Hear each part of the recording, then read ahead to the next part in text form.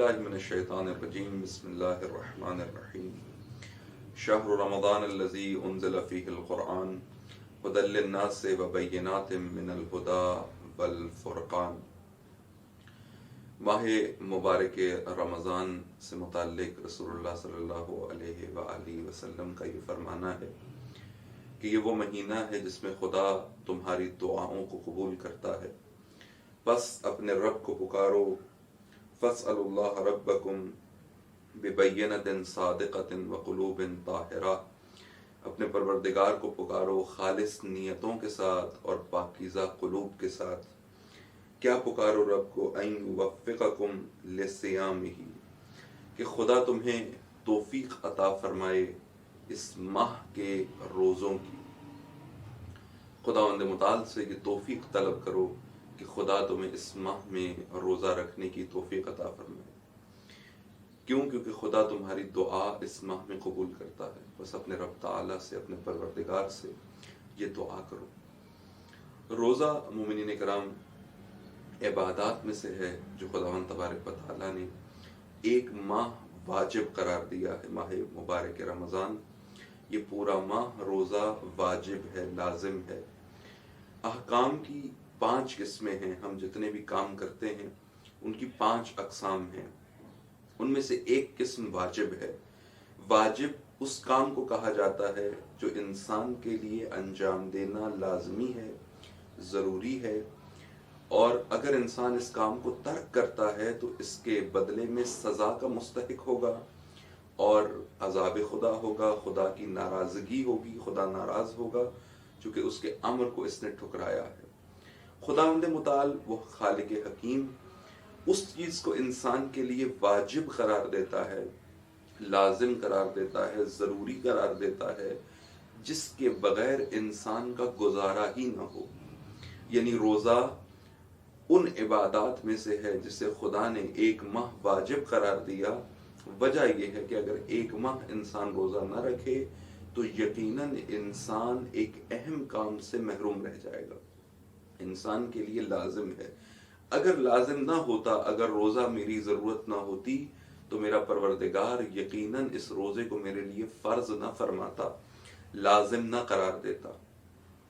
لیکن اس عبادت سے متعلق آج ہم دیکھتے ہیں کہ انتہائی بے توجہی کا ماحول ہے، جس طرح تمام عبادات سے، چونکہ عبادات کا تعلق بالآخر ان لوگوں سے ہے جو اپنے پروردگار کو اہمیت دیتے ہیں۔ ایک شخص اس کی بات سنتا ہے جسے اہمیت دیتا ہو، اگر وہ کسی کو اہمیت ہی نہیں دیتا یقیناً اس کی بات بھی نہیں سنتا، اس کی بات بھی نہیں مانتا۔ ہم اپنی زندگیوں میں زبانوں پر تو خدا خدا کرتے ہیں لیکن قلباً اگر غور کریں تو خدا کو ہی معاذ اللہ اہمیت ہی نہیں دیتے۔ ہم چھوٹی چھوٹی چیزوں کو اہمیت دینے والے اپنے رب کو اپنی زندگیوں میں اہمیت ہی نہیں دیتے، اور اس کی دلیل یہ ہے کہ بڑی آسانی سے اس کا فرمان ٹھکرا دیتے ہیں، بڑی آسانی سے اس کی بات ترک کر دیتے ہیں، بلکہ کوئی نہ کوئی بہانہ ڈھونڈتے رہتے ہیں کہ کوئی بہانہ مل جائے، کسی بہانے سے ہم اپنے رب کا حکم ٹھکرا دیں، اپنے پروردگار کی بات ٹال دیں۔ یہ انتہائی نامناسب رویہ ہے۔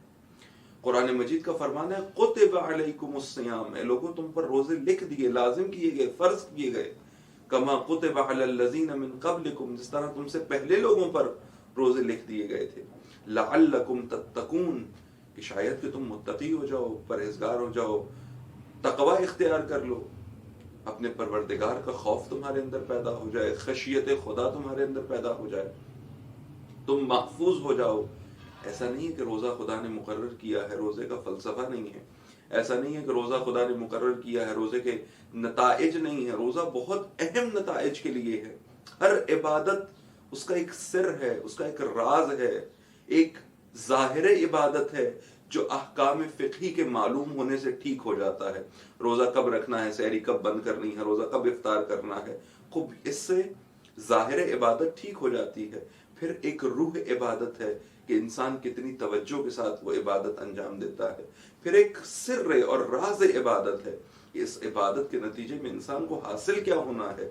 روزے کے نتیجے میں بہت اہم فضائل ہیں جن کو انسان نے حاصل کرنا ہے، مگر انتہائی بے توجہی کا رویہ ہے روزے سے متعلق۔ ہم عموماً گھر میں وہ افراد جو نہیں رکھ سکتے، جنہیں مستثنا کیا ہے پروردگار نے، وہ لوگ جن کو جان کا خطرہ ہے، جو بھوک برداشت نہیں کر سکتے، ایسی عمر ہے جس میں اگر روزہ رکھیں گے تو مشکل میں پڑ جائیں گے، تکلیف سہنی پڑے گی، ناقابل برداشت تکلیف ہوگی، ان کو خدا نے، مریض ہیں ان کو خدا نے مستثنا قرار دیا ہے۔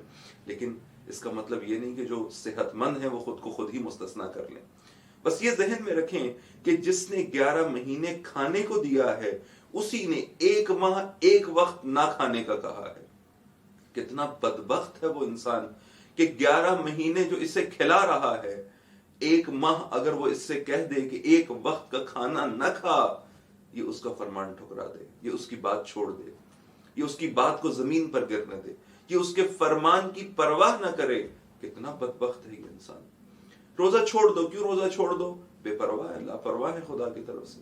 بچے روزہ نہیں رکھ سکتے، کیوں جی؟ کمزور ہیں، بچے نہیں ہیں، بالغ ہیں، یہ کمزور ہیں جن کی صحت ٹھیک نہیں ہے، لہٰذا یہ روزہ نہیں رکھ سکتے۔ اللہ اکبر۔ اے ماں، اے باپ، ماں باپ کو عموماً زیادہ پرواہ ہوتی ہے اپنے بچوں کی۔ ماں باپ کو یہ بات توجہ کرنی چاہیے، جس خدا نے آپ کے دل میں اپنے بچے کی محبت ڈالی ہے، اپنے بچے سے محبت ہے نا آپ کو، یہ محبت کس نے ڈالی ہے؟ یہ محبت اس پروردگار نے ڈالی ہے، یہ محبت اس خدا نے ڈالی ہے۔ اسی خدا نے آپ پہ روزہ رکھنا لازم قرار دیا، اسی خدا نے اس بچے پر روزہ لازم قرار دیا ہے۔ ایسا نہیں ہے وہ دشمنی، معاذ اللہ، نعوذ باللہ، العیاذ باللہ، کہ وہ خدا دشمنی میں سزا دے رہا ہے 1 وقت کا کھانا نہیں کھانا، بلکہ نہیں، اس 1 وقت کے کھانے کو چھڑا کر خدا انسان کو بڑے کمالات عطا کرنا چاہتا ہے، اس کا اثر ہے انسان کی زندگی پر ایک۔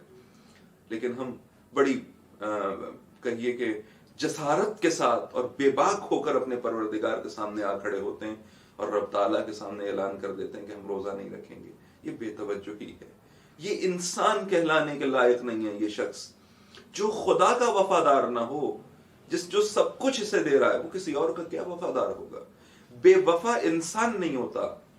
بے وفا، اتنی وفا تو بعض حیوانوں میں پائی جاتی ہے کہ اپنے مالک کی کبھی بھی حکم عدولی نہیں کرتے، اس کے مقابلے میں کبھی کھڑے نہیں ہوتے۔ یہ جانوروں میں ہے یہ صفت۔ تو انسان اتنا پست ہو گیا ہے، انسان اتنا گر گیا ہے کہ جانوروں سے بھی پست ہو گیا ہے۔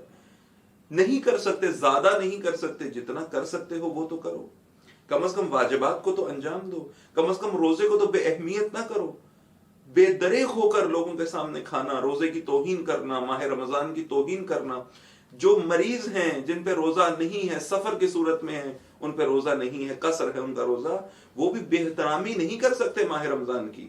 اور یہ بے احترامی ہے کہ آپ بے دریغ ہو کر کھانا کھائیں، کھل کے کھانا کھائیں، سب کے سامنے کھانا کھائیں۔ آج ہوٹل کھلے ہیں، بازار کھلے ہیں، گھروں میں کھانے بن رہے ہیں، کسی کو معلوم بھی نہیں ہے اللہ کا مہینہ آیا ہے، ماہ رمضان آیا ہے، اس کی راتیں افضل ہیں، اس کے دن افضل ہیں، اس کی ساعتیں افضل ہیں، اس میں دعا قبول ہوتی ہے، اس میں رحمت پروردگار ہے، یہ برکت، رحمت و مغفرت لے کر آیا ہے۔ وہ رب جس نے 11 مہینے کھلایا ہے، کیا اس کے فرمان پر 1 وقت کا کھانا نہیں چھوڑا جا سکتا؟ اطاعت اس چیز کو کہتے ہیں جو دل کے ساتھ انجام دی جائے۔ ذرا دل کے ساتھ عبادت کی لذت محسوس کیجئے، بھوک کی لذت محسوس کیجئے، پیاس کی لذت محسوس کیجئے۔ ہمیشہ کھانے میں لذت نہیں آتی، بعض اوقات بھوکے رہنے میں بڑی لذت ہے۔ جب انسان اس خدا کے امر کی خاطر، اس خدا کے فرمان کی خاطر اپنے رب کے فرمان کو بجا لاتے ہوئے بھوکا ہو، پیاسا ہو، پیاس کی شدت ہو، زبان خشک ہو، گلا خشک ہو، اور بھوک کے عالم میں ہو، اور اس خدا کی خاطر کچھ نہ کھا رہا ہو، اس عالم انسان کو اس پیاس کی بھی لذت آتی ہے، اس بھوک کی بھی لذت آتی ہے۔ وہ شہید یاد آتا ہے جس نے 3 دن کا بھوکا پیاسا اپنی جان قربان کی، لیکن پھر بھی لذت اٹھا رہا تھا، پھر بھی عبادت کر رہا تھا۔ کیوں؟ چونکہ یہ بھوک اور یہ پیاس خدا کے لیے تھی، یہ پیاسا اللہ کے لیے تھا، یہ بھوک اللہ کے لیے برداشت کر رہا تھا۔ ہم خدا کے لیے 1 وقت کا کھانا چھوڑ دیں گے، یقیناً خدا بدلے میں ہمیں عظیم عنایات اور عظیم انعامات عطا کرے گا، جو روزے کے ذریعے ہمیں حاصل ہونے ہیں۔ انشاءاللہ میں اگلے دروس میں اشارہ کروں گا کہ روزے کے ذریعے انسان کو کیا کیا چیزیں حاصل ہوتی ہیں، اور حقیقی روزہ ہے کیا، روزہ نام کس چیز کا ہے۔ روزے سے متعلق اپنے رویے کو درست کیجئے، فرمان خدا کو اپنی زندگیوں میں اہمیت دیجئے۔ والسلام علیکم ورحمۃ اللہ۔